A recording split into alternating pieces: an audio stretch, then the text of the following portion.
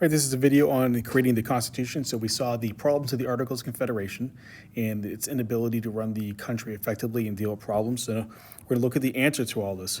So if you remember, the delegates or the leaders of the states after Shays' Rebellion met in Annapolis to discuss some of the problems that they've had and solutions, and they looked for ways to revise the articles, and they somewhat came to the agreement that the articles were beyond revising, that it wouldn't be enough, and that they should meet again later in the summer to decide on what course of action they should take, and if they should rewrite the government altogether.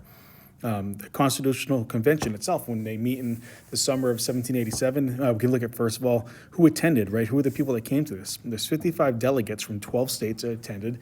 The missing state was Rhode Island, which is no surprise, right? Rhode Island always doing their own thing and not, kind of rowing in the same direction as everyone else. They don't send any delegates, but every other state sends delegates, some more than others, amounting to 55 delegates. They're dominated by people that consider themselves nationalists, right? People that saw the need for a stronger national government over the states. They saw the problems of the articles and they said, we need to fix this. So the nationalists were some of the most vocal people that went there. Professionally, there are a lot of them, or most of them, I should say, were lawyers, merchants, and planters. So I think lawyers are the most educated people. They're articulate people. Merchants are wealthy people from the cities on top of the social ladder. And planters in the South, the same thing. These are the most elite people there are. So we would look at this and say this is a very selective group, a very elite group of people. The common man isn't there representing themselves, but I would say looking at this, even though it's an elite group of people, they were looking after the interests of everybody, right? But this is definitely an elite group of people. They're experienced government officials, people that had served as governors, had served in state legislatures, or the Second Continental Congress, or the Confederation Congress. These are people, not all of them, but most of them are people that have been running their governments in their states for some time and have some experience in public service. Jefferson referred to them as the assembly of demigods, right? Gives you an idea of what he thought of this group of people. Jefferson wasn't there, he was in France, but when he heard the people that were going to the Constitutional Convention, he said, well, this is a group of people that is rivaled by no others, right? It's really the all-star teams, the dream team of colonial leaders or American leaders at this time. Some of the big names I think about: George Washington, Ben Franklin, James Madison, Alexander Hamilton, and lots of others too. But these are some of the big ones that were very vocal and influential in the proceedings. So this is, I don't know if there's ever been a time when you had such an amazing group of people, of Americans, collected into one room making decisions. So this is a great group of people putting together this the Constitution. Like I said, it meets in the summer of 1787. They meet in Philadelphia. Now, Philadelphia is not a southern state, but it's more southern than New Hampshire or Massachusetts. It gets hot in Philadelphia in the summer, and there's no air conditioning. There's no like they don't wear dry fit shirts and shorts and cotton or anything like that. This is an old, building where they meet in Philadelphia that's not very, doesn't have great airflow. And what makes it worse is they say we need to meet in secret. We don't want people to know what's going on. And one of the first votes they took was, how should we proceed? They said we can't let the outside world know that we're talking about, because first, if they realize that we're revising the Articles of Confederation, or that if we're not revising the Articles of Confederation, they may stop us before we even get started if they find out we're creating something new. And then there'll be all this outside pressure from other people. They find out that we're, giving some states some power, other states not power, creating a presidency that's too powerful. We'd have all constant bickering from people back in the states. So we need to keep this a secret. And as a result of keeping it a secret, they kept the windows shut, the shutters locked, the doors locked. So in the summer, this is it sounds like a small thing. This is a factor in, tempers flare. You know how you get when it's hot, or if you're hangry or things like that. These people are sitting in this hall with no air going in or out because the windows are closed in the middle of the summer. And when they get upset about something, sometimes, this whole thing almost fell apart several times during the heated discussions. So we look at some of the other stuff, unifying philosophies of these people, right? So a lot of them had similar ideas that they were bringing to it, and we've seen these before, both in the Enlightenment in Europe and also in the formation of state constitutions after the Revolutionary War. Republicanism, the idea of representative government, right? Nobody there was fighting for pure democracy. They were fighting for representative government. The people should be able to elect representatives to then go and serve in their interests, do what they want. They were talking about popular sovereignty, or this unifying philosophy, that the government gets its authority from the people, right? The people consent to the government, and that's what makes it legitimate. Separation of powers, that you can't have all powers vested in one body. They learned from the Articles of Confederation. They had the Confederation Congress, no executive branch, no judicial branch, and it was a very ineffective government that couldn't get anything done, had no way to check itself or carry out its functions. So we need a separation of powers. Limited government. Just like with the state constitutions, they knew that a written government, a written constitution was essential. It had to be there in black and white and paper telling you what the government could or could not do. Federalism, we haven't talked as much about that, but federalism, they believe that there still had to be a sharing of power between state governments and the national government. That's essentially what federalism is, the sharing of power between a national government or a central government and state governments or local governments. So they believed that that was still necessary. They didn't want to scrap that altogether and give all the power to the federal government, but they believed that more power had to be shifted towards it, right? But that this sharing had to still exist. They believed in individual rights, that a list of, or in some way, a list of specific rights had to be protected. And we saw that with all those state governments. They all had bills of rights. They protected trial by jury, freedom of speech, freedom of religion. So the Constitution, that's going to be one of their focuses. And actually, we'll talk about this in the next PowerPoint, but they make a Bill of Rights later. They don't actually get that done initially. That's something they have to come back to, but they do believe in the idea of protecting individual rights. If we look at some of the issues and compromises, some of the big issues that came up that almost stopped this thing from happening. One was representation of the states. So there's a discussion, this is really an argument between the big states and the small states. The larger states said, well, with the Articles of Confederation, Virginia, which has a lot of people, had an equal vote to Rhode Island. They didn't have many people at all. That's no way to run a government. So they should have representation that's based on the states. So they put forth the Virginia plan. Edmund Randolph from Virginia puts forth, is probably actually more of James Madison's plan, but Edmund Randolph puts it forward. And in the Virginia plan, they say, look, we're going to not go back to the Articles of Confederation. We're going to create a new government, and it's going to have an executive, a judicial branch. It's going to have a legislature. But he says we need to give more power to the national government and have a bicameral legislature. Remember, bicameral means a two-house legislature. But in the Virginia plan, both houses would be determined by population. So the big states would have more votes than the little states. And you think about the way that plays out. If you have Virginia, which in 1790, a little bit after this, they did a census, had 747,000 people. That means Virginia, based on Franklin proposes for every 40,000 people, you get one representative. So based on this, Virginia would have 18 representatives. So the little states look at that and say, well, no, we don't like that at all, because you could take New Hampshire with 141,000 people, Delaware with 58,000 people, Rhode Island with 70,000 people, Connecticut with 237,000 people, and New Jersey, 184,000 people. These are the 5 smallest states in the Union, and if you added them all together, they would still only have 17 representatives. So the small states, so this is a terrible idea. Virginia will be able to outvote the 5 smallest states all by itself. The small states could be totally taken advantage of. So they proposed the New Jersey plan, put forth by William Patterson from New Jersey, where he said, look, we should keep the Articles of Confederation. And just revise those a bit, make them stronger, give them the power to tax and the power to regulate commerce. But we need to keep more power with the states, and especially the small states like that. We said keep a unicameral legislature, meaning a one-house legislature, but keep the idea that every state has an equal number of representatives. So Rhode Island and Virginia had the same amount of votes. Delaware and New York had the same amount of votes. So that's what they wanted, and it became quite a discussion. The convention, needing to move forward, voted to accept the Virginia plan, with the idea that they were going to scrap the articles. They weren't just going to tweak them. They were going to get rid of them and write a new government with the 3 branches of government, the separation of powers. And it became a problem. The small states said they would never vote for it. They insisted on equal representation. The bigger states, the representatives from the bigger states, threatened to walk out and just end the whole thing. And again, like I said, this is Philadelphia. We're talking in the summer, 90 degrees. I mean, the tempers are flying. There's not a lot of patience to go around. But some people said, look, we have to stop this. We have to keep this together. We can't stop and go backwards now. So they proposed a great compromise. Roger Sherman puts forth this plan. He's from Connecticut. Sometimes it's called the Connecticut Compromise. He says, what we'll do is we'll have a bicameral legislature. So we'll have the idea of a 2-house Congress. In one house will be represented by, or the representatives will be determined by the population of the state. So the big states will be happy. So in this lower house, which we now call, comes to be the House of Representatives, Virginia would have more votes than Rhode Island.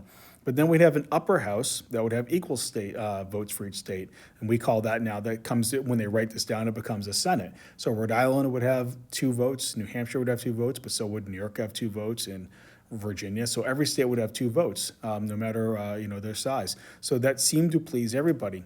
And it's good because some of the moderates were able to put this together. They're extremes on both sides. The extreme supporters of the Virginia plan, the extreme supporters of the New Jersey plan probably wouldn't have compromised, but there was enough people in the middle that could put together a committee, hammer out a compromise. And really, when it comes to look at all these issues and compromises, many times it was put forth to say, look, if we don't come up with something now, if we go back to the Articles of Confederation, it's going to be chaos, ineffective government, just the way it was. We might as well be 13 separate little countries, and if that's the case, we'll never survive. We have to put the greater good forward and make compromises. So they come up with the Connecticut Compromise.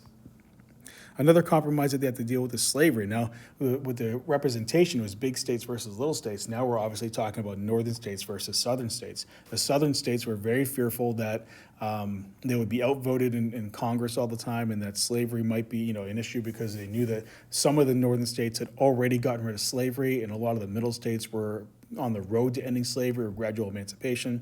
So the South wanted slaves to count to determine the population in House of Representatives. They said, we're going to get outvoted because there's more people living in the North than in the South. If you look at those numbers, in the southern states in 1790, by the first census they do, there's 1,903,000 white citizens, which would mean they would have 47 representatives in the House of Representatives. In the northern states, there was 2,026,000 white citizens, which meant they would have 50 representatives in the House. So the North would be able to outvote the South, and the South didn't like that. They felt that the North could take advantage of that. They weren't really so much concerned about the North abolishing slavery at that point. It just wasn't the issue that it came to be before the Civil War. But they were afraid the North could outvote them and pass tariffs and taxes they didn't like. So they were afraid that since their lifestyles are so different, the North would never represent them. So they insisted that they should count slaves for representation. So the South said, well, what we should do is we have 648,000 slaves. We should count all of them as far as population to get more representatives. That would give them 16 more representatives for a total of 63 reps in the House of Representatives. The northern states, since many of them didn't have slaves at all or were gradually emancipating them, only had 50,000 slaves. So that would mean only one extra vote, and they would have 51 votes. The northern states said, this is crazy. We understand the idea you want more equity in the voting, but now you have 12 more votes than the North does for slaves that they're not even going to be represented by your representatives, because your representatives aren't looking after the slaves' interests, they're looking after only the white population's interests. So the northern states said, no way, absolutely not, we refuse. So they come up with the 3/5 compromise. And by this little drawing, essentially what this is that in the South, they would say, let's look at our slave population. For every 5 slaves, we'll pretend there's 3 more white people to count for representation. This is sometimes confusing or confused with the idea that 3/5 of slaves would get the vote. So let's make no mistake about it. The South gave no slaves any votes, no free African Americans any right to vote. This is not about any rights for African Americans. This is about increasing the political power of the Southern states. So for every 5 slaves, they would pretend they had 3 more white people living there so they could count it for representatives in the House. And the way that this works, you could look at the Southern states and the northern states again. So we go back to our numbers. In the southern states, you had 1,903,000 white citizens. By the 3/5 compromise, they would take the number of slaves, multiply it by 3/5, and essentially they would pretend they had 388,000 more people in the South than they actually did, which would give them a total count of 2,291,000 people to determine representation on. In the North, again, they only had 50,000 slaves. 3/5 of that is only 30,000. So if you add that to the total, then the North has 2,056,000 slaves. 2,056,000 people to base representation on. So you can see the North is still at a loss here. They still, by these fake numbers, have less people to count for the House of Representatives in the South. But it's a little bit more equitable. The South would have 56 representatives, and the North would have 51. So the North, at least in my opinion, it was still it was still a terrible bargain, and it's based on fake numbers. The count African Americans and slaves for representation when they're not being represented at all, but it was better than what the South wanted with counting them all. So this is the agreement that they come up with. So the Three-Fifths Compromise settled this issue about representation, but the North's final caveat you see here was that they said, well, we're also going to count those three-fifths slaves for taxation also. And at the time, the Constitution, as they write it, the income tax we have now was unconstitutional as the Constitution was written, right? You couldn't have the income tax we have now when they wrote the Constitution. They had to make an amendment to change that. The way that taxes were determined was that they would look at your population for a state. You say, okay, you have so many not slaves, you have so many people there, you owe this much money to Congress. Raise it any way you want. Your state can have a sales tax or a land tax or whatever kind of tax they want. You raise the money, but that's how much money your state owes to the federal government for its share of the taxation. So it wasn't based at all on personal incomes. So the North said, well, if you want to count three-fifths of slaves for population, you're going to count them for taxes too, and you're going to pay a larger share of the taxes. So this is what they end up determining on slavery. And it's interesting with slavery, too. They don't actually, in the Constitution, if you read through it, they don't use the word slave at all. They refer to them as unfree laborers, I believe. The other thing that they compromise on is trade. And this is a very regional issue. It's, again, a North versus South issue. The South was fearful that the government could put a tax on exports. And as we know from our study of the South, the main money for the South was in cash crops that they would sell, tobacco, later on cotton, indigo, rice, things like that. And if the government could tax exports, these cash crops that they're selling to other countries, they could put such a high tax on it that it might hurt their commerce. Other countries might not want to buy American tobacco if our government put a tax on it to make it more expensive before they could sell it. So the South feared the government would have that power. The North wanted the government to have the power to tax imports, because if we could tax foreign goods coming in, then we could raise money off of that, but also we could maybe discourage people from buying foreign imports, and they would buy American-made products instead. The manufacturers, people that were producing things in the North, greatly wanted the government to tax imports. And we saw this with a little bit with the Articles of Confederation. That was one of the weaknesses, that they couldn't stop that. So they couldn't put a tariff on foreign goods, so our markets were flooded with cheap British goods. So the North wants them to be able to stop this. So there's a bit of a standoff here about what power does a government going to have to regulate international trade. So what they settled on was that Congress would have the power to tax imports, but not exports. So the government can put a tariff on things coming into the country, but it cannot tax things going out of the country. But the South was concerned, though, that if we could tax imports, what if the North wanted to put a tax on the importation of slaves? They could make the cost of slaves so high that it would kill the Southern economy. So they had to make this compromise that they prohibited discussion of banning the importation of slaves for 20 years. So basically what they said is, we're not going to even talk about whether or not the government can regulate the importation of slaves from Africa for 20 years down the road. Now, sometimes I think this is unfairly looked at as they were cowards and they were just kicking the can down the road and they didn't want to deal with it. I don't think that's the case at all. The Northern delegates maybe would have pushed for this, but if they knew that if they did, again, the Southern delegates would walk out. There's no Constitution if they push too hard on this issue. Therefore, there's no United States of America. Maybe there's two countries, a Southern country and a Northern country, right? So they knew that they had to put the good of putting the country together, the greater good, ahead of other things, so they could they deal with things later on. And we'll see that when in 20 years, on the date, on January 1st, 20 years from there, Thomas Jefferson bans the importation of slaves. So in a sense, it bought them some time for them to come together as a country. They also put in here the Fugitive Slave Clause, which is part of the Constitution, or they talk about it. It gets written into the Constitution that if a slave is if a runaway slave escapes into a northern state or a free state, then the people of that free state are obligated by law to return the slave to the southerner that it ran away from.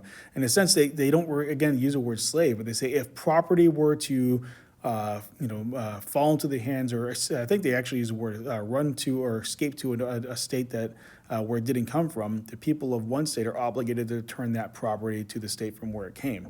And they're not talking about stolen bikes or anything like that. They're talking about slaves, but they don't use the word slave in the Constitution. So it's kind of an ambiguous way for them to say that Northerners would be obligated to return their runaway property, meaning slaves, to Southerners. And that's going to be an issue down the road that we'll study next year too. It's going to come up a couple more times. The last big issue and compromise that we'll look at here is the election of the president. So there was a big question about the presidency. Some fear that the president would be too powerful. They didn't want to give too much power to one person because they saw that problem with kings in Europe, and they're afraid it could happen again. Some feared that if the president was elected directly by the people, it could lead to demagogues. So demagogues, if you remember, not demigods like half gods, demagogues. See the word dema, the people, gogs, leader, leaders of the people. But this has a negative connotation. Demagogues are leaders, people that use, propaganda, persuasion, charisma, maybe promises to gain the trust of the people to get elected to a position of power and then abuse that power.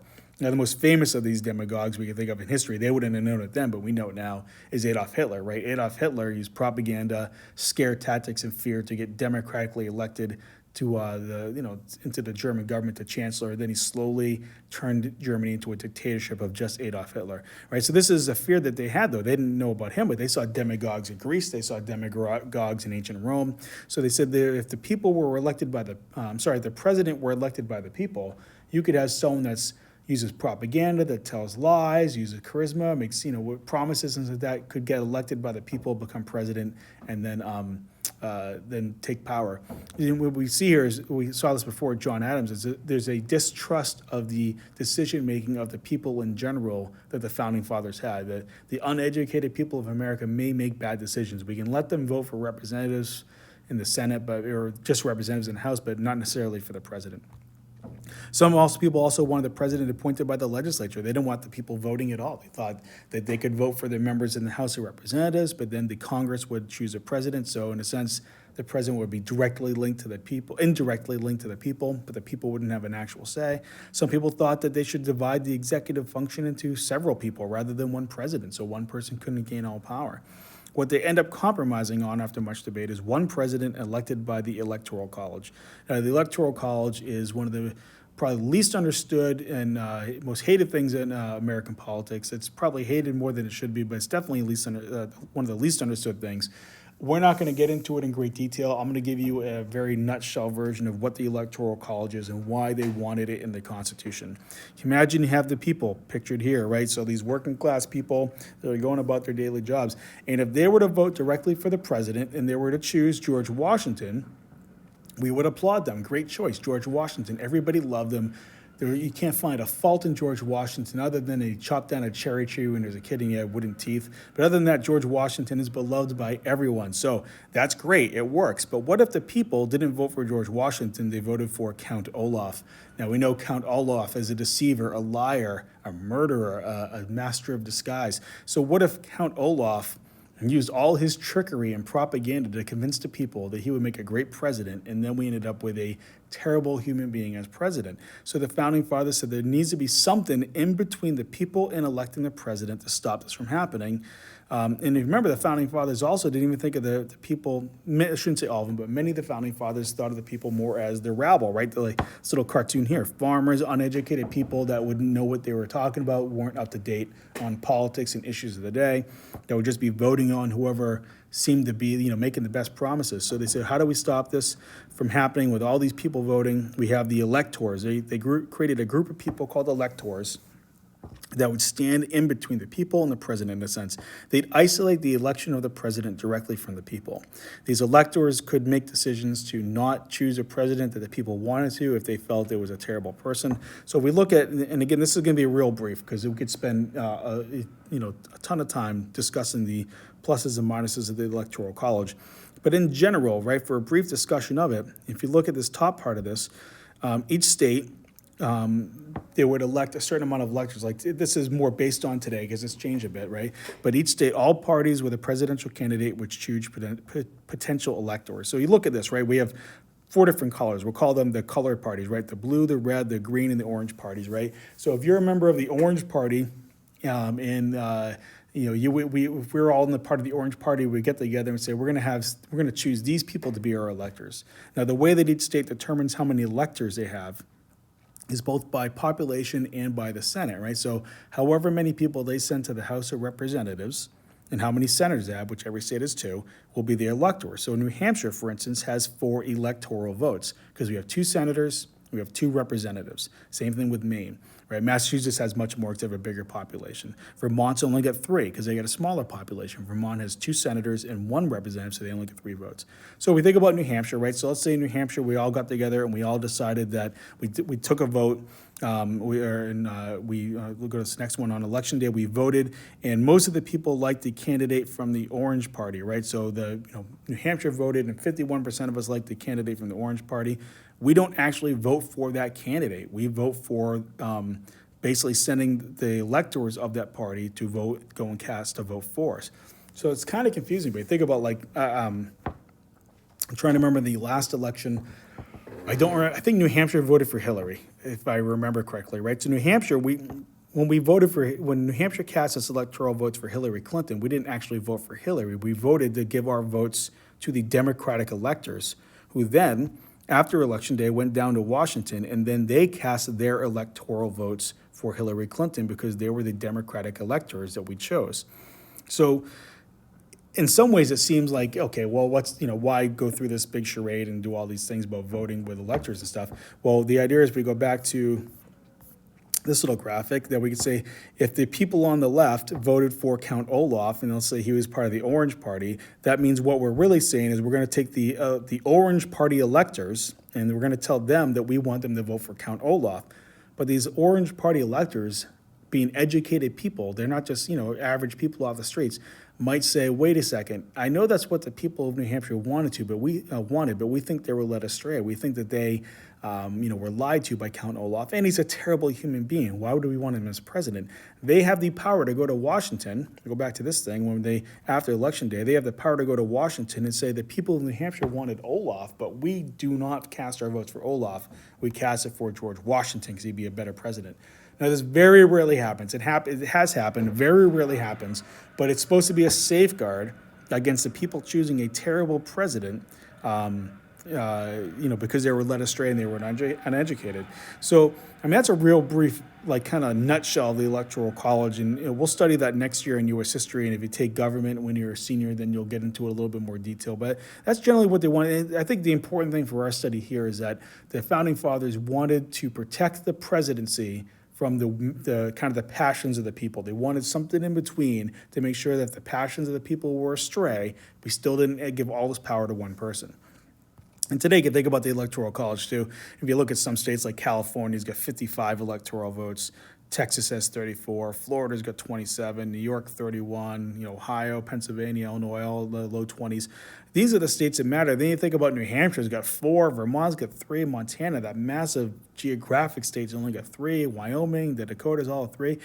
So in some ways, some people complain that it's kind of skewed because, who's going to go to Montana to campaign for 3 votes, right? They're going to spend the time in California or in Texas. And if they win the right states, then they can, then they win the presidential election. This drawing kind of shows, this kind of mocking which states actually matter, right? They're disproportionately bigger: California, Texas, Florida, New York. But that's something we'll talk a little bit about next year. But the whole idea of the Electoral College was to insulate the presidency from the passions of the people.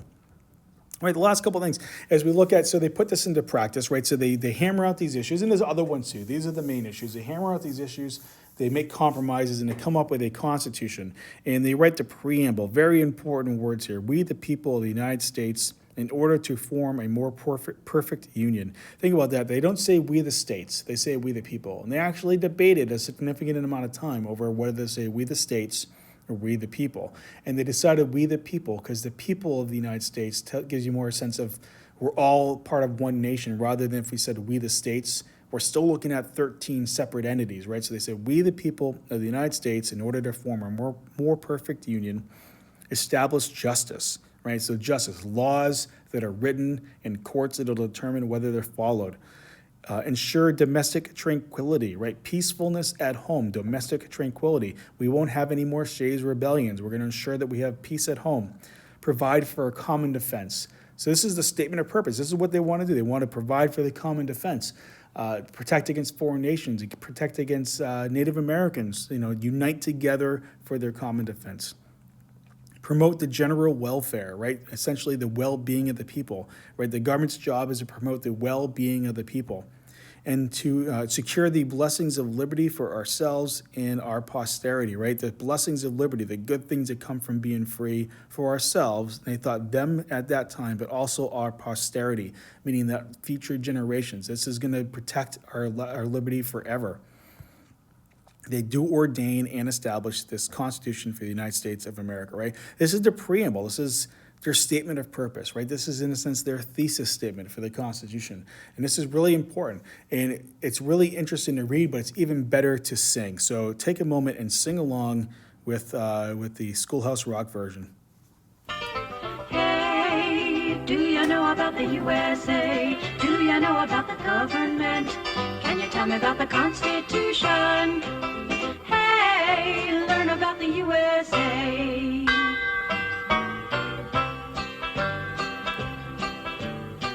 In 1787, I'm told our founding fathers did agree to write a list of principles for keeping people free. The USA was just starting out a whole brand new country, and so our people spelled it out, the things that we should be. And they put those principles down on paper and called it the Constitution. And it's been helping us run our country ever since then. The first part of the Constitution is called the Preamble and tells what those founding fathers set out to do. We the people, in order to form a more perfect union, establish justice, ensure domestic tranquility,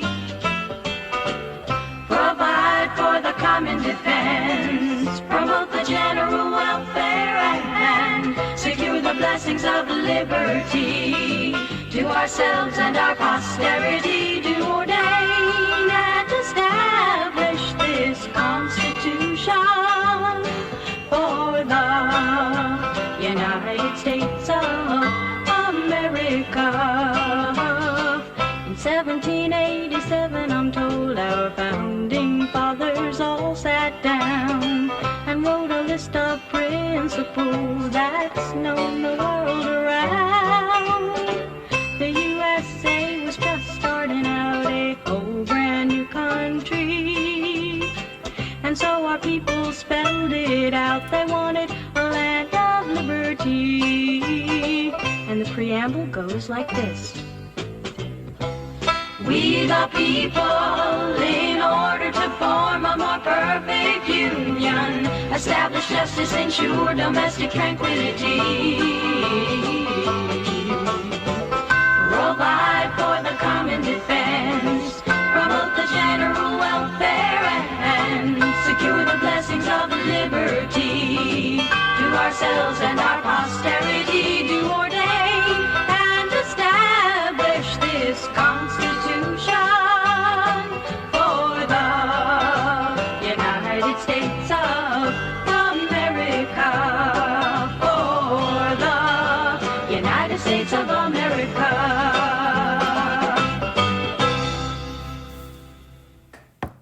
Well, there you go. For my money, it doesn't get any better than that. All right, so a couple last things. Let's just look at, we're not going to break down the Constitution in great detail for this, but we'll do that. We'll look at bits and pieces of it next year in U.S. history, and definitely, again, if you take government when you're a senior. But for some of the principles that they put in place, separation of powers, we can look at some of that, right? We know that they said we need to have three branches of government. The legislative branch. Legislative branch is going to write the laws. Then they're going to confirm presidential appointments, ratify treaties, grant money, declare war. What's important about the legislative branch, right? They're going to write the laws, and they give this legislative branch, it doesn't say here, but they give them what they call enumerated powers. You might say what that means, just a fancy word to say they're going to actually write down specifically in black and white, this is what Congress can do. And they include all the powers that the articles were lacking: the power to tax, the power to raise armies, the power to borrow money, the sole power to print money. They give them power to declare war like they had before. So they give them these specific powers, and they said, look, what are the power to regulate commerce is one, I forgot, right? So you have the power to regulate international and interstate commerce. So they look at the articles and say, what couldn't that government do? We got to make sure it can do. And they give those powers to this legislative branch to write laws that apply to all those things. They create an executive branch, right? The president. The president can propose laws. He can't write laws, but he does have to sign laws, bills into law. So Congress, if we go back here, oops, wrong way. Congress writes the laws. So both houses have to vote on it. And if 50% of them agree, then it goes to the president, and the president can sign them into law. And think about how that compares to the Articles of Confederation. If you remember when we studied that, to pass a law, 9 out of 13 states, 70% of states had to agree to pass a law. We've knocked it down to 50%. 50% in Congress votes to pass a law, pass a bill, and then they send it to the president, and he can sign the bill into law, right? So the president then is part of the legislative process, but he doesn't actually write laws. He disagrees with them in the end. He can administer the laws, right? Meaning enforce the laws. And now we have a president that can do what the articles couldn't, enforce the laws, and he can create executive parts of the executive departments that can carry that out. We'll see that with George Washington, who creates the first executive branches. He commands the armed forces, right? We got one sole commander, the commander-in-chief. We've given that a lot of power to give to one person, and it's great that it was Washington as a first. He can appoint ambassadors, conduct foreign policy. He negotiates treaties. Think about that. The president negotiates treaties, but we go back to, oops, wrong way, Congress has to ratify the treaty. So the president can negotiate with another country, but then he has to give it to Congress, and they have to ratify it or basically make it official. So we have the legislative branch, the executive branch, and then a judicial branch, the Supreme Court, to watch over the other two. They interpret the Constitution, they interpret laws.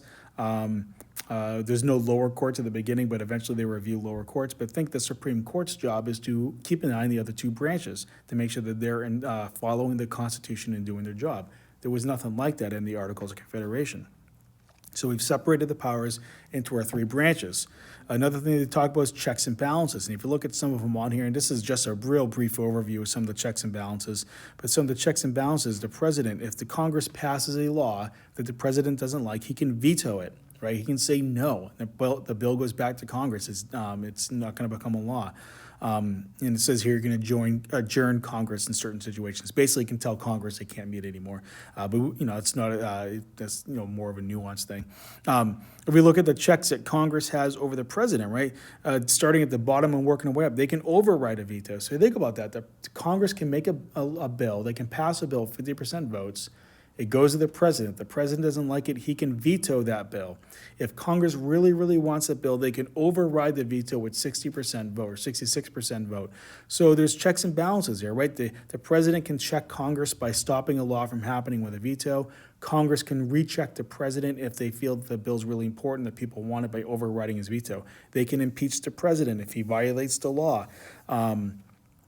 They can withhold funding. They control the money, right? So the president wants to do stuff, they don't have to give him money. They can reject the treaties. They can reject appointments for ambassadors or Supreme Courts and things like that. If we look at the checks between the judicial branch and the presidency, they can declare the president's actions unconstitutional.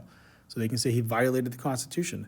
But the president has a power of the Supreme Court. He appoints their judges. So he can pick people to put on the court that are going to agree with his general political philosophies.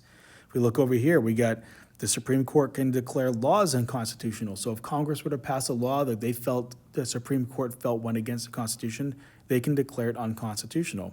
If they do that, and you look at the top here, Congress can propose an amendment. Or if the only way to change the Constitution was an amendment, and if the Supreme Court were to say you can't, pass a law doing something, then Congress couldn't do anything about it because the Supreme Court has ruled on it. The only way they could change it is by passing an amendment to overrule those judicial decisions.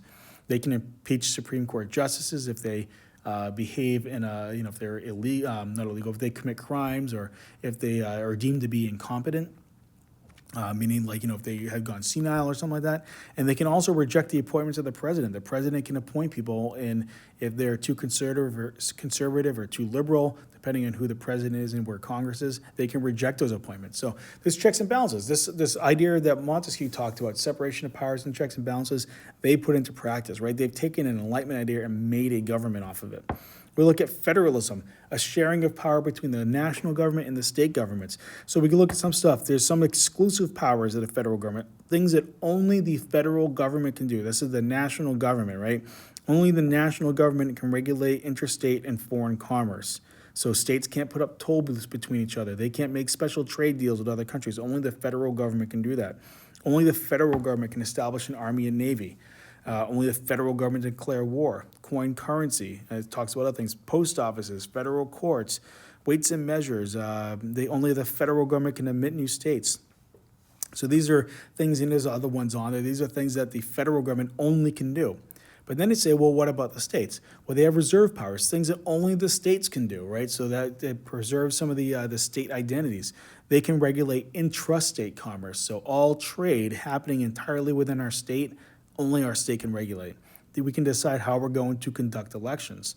We can decide what our voting requirements are, right? That gets changed later on by amendment, but initially, states can decide what age you can vote at, whether you have to own land, whether you have to pay taxes, whether it has to be men, it has to be, if they wanted to bar African Americans from voting. All those things were done by state determinations.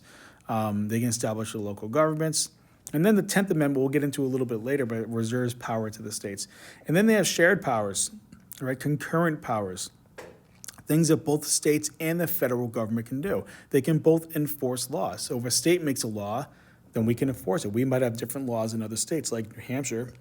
You don't have to wear a helmet to ride a motorcycle because in New Hampshire you live free or you die. And sometimes you live free and you die if you don't wear a helmet when you're riding a motorcycle. But other states like Massachusetts require you to wear a helmet. So they can enforce that law. When I go into Massachusetts, I would have to wear a helmet if I was on a motorcycle. But the federal government can also enforce the laws because they have their own laws. Both the states and federal government can borrow money. So, they can both have taxes. They can both establish courts and banks, things like that. So this idea of sharing, right? So this idea of federalism is both granting specific powers to the federal government, specific powers to the states, but also powers that they can get together and both enforce together or both share together. What comes with this is this idea of national supremacy, though, that if there's a conflict, you can have the national government is supreme over the state governments. So if the national government were to make a law, so let's say the national government were to say the death penalty is illegal, then states could not then have the death penalty because the national law overrides a state law, right? The national law has to be supreme. You think about it a little bit more like with this tug of war, right? On the left, you have the federal government, and on the right, you have the state governments. And the state governments, there's more of them than the federal government, but what maybe would be more representative of the power of the federal government would be something like this, right? There's only one federal government, but it's much stronger than these state governments. So this idea of federalism and sharing of power, but supremacy of the national government. Let's go back one more. What's interesting, I think, that we'll find in the future coming up with this is you may think about like examples of when the federal government and states conflict. Right now it's a federal crime to possess and use recreational marijuana. But states like Massachusetts and Colorado and I think Maine, maybe, I can't remember, there's a few other states, a bunch of states now that have legalized recreational marijuana.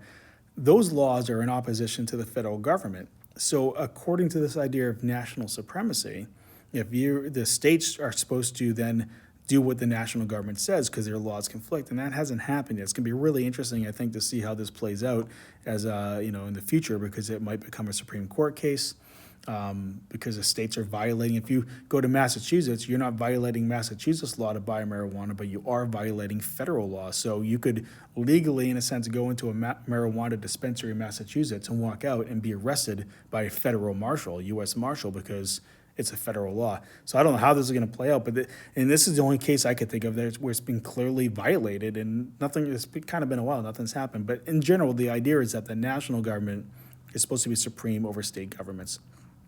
And then the last thing that they do is last thing we'll talk about, at least for this, is they create an amendment process, right? So if you remember with the Articles of Confederation, to amend the Constitution, you had to have 13 out of 13 states agree, which was never going to happen. There's always one state, that might always pop up and say, we're not doing it. Like Rhode Island did a bunch of times, or, it wasn't always them, but they were often the one standing in the way. But it was impossible. So they said, well, we had to come up with a different way. The Founding Fathers, this is one of the things that shows you the genius of the Founding Fathers, is that they realized that they didn't have all the answers. They knew that things would come up in the future that they couldn't foresee. The country was going to change, or just things they hadn't thought about. They needed to leave a mechanism to make the Constitution changeable, but they didn't want that change to be easy. So if you look at this process, on the left, you have two ways an amendment can be proposed. An amendment can be proposed by 2/3 vote in Congress, so that's 60%, right? Or 66% in Congress. They can propose an amendment. Or if you get, it could be proposed by states. If states were to call a national convention, if Congress were to call a national convention, if 2/3 of the states requested that, then they would have to have a convention and propose an amendment. So whatever that amendment might be, right? So maybe that's, I can't even think of a good example of what an amendment might be. But they could propose the amendment with 2/3. That's a lot of people, that's 66%. But then for it to be ratified, there's two ways it can be ratified. It can be ratified by 3/4 of the state legislatures, or they'd be ratified by 3/4 of states if they called conventions. So let's say we're in New Hampshire and our state legislature didn't want to ratify an amendment to make social studies the best subject there is a study. And we were mad at our state legislature. Well, we could get together and have a state convention and have, vote for it anyway without the legislature being on board. But you think about these numbers, 66% to propose, 3/4 to pass. It's really hard to get those numbers. That's a high percentage, but it's not impossible. They wanted it to be changeable. They wanted the Constitution to be changeable because they can't foresee everything that would need to be done, but they didn't want people changing it for just impulsive reasons. So they didn't want it to be easy. 50%, a majority vote would be too easy to pass. Think about, the ups and downs of our nation. We've probably seen it just in the last, 4 or 5 years, where people get worked up about an issue and, they want something, we'd be constantly changing the Constitution if it was too easy. So this is a process that makes it difficult, but not impossible. So that's where we're going to end here. The next PowerPoint, next thing we'll talk about and read about is how they fought for the ratification of this document, right? Now that they've written it in Philadelphia and they've all signed it, now it has to go back to the states and they got to get them to ratify it. They got to get them to agree to it. So that'll be the subject of our next discussion, our next video and readings.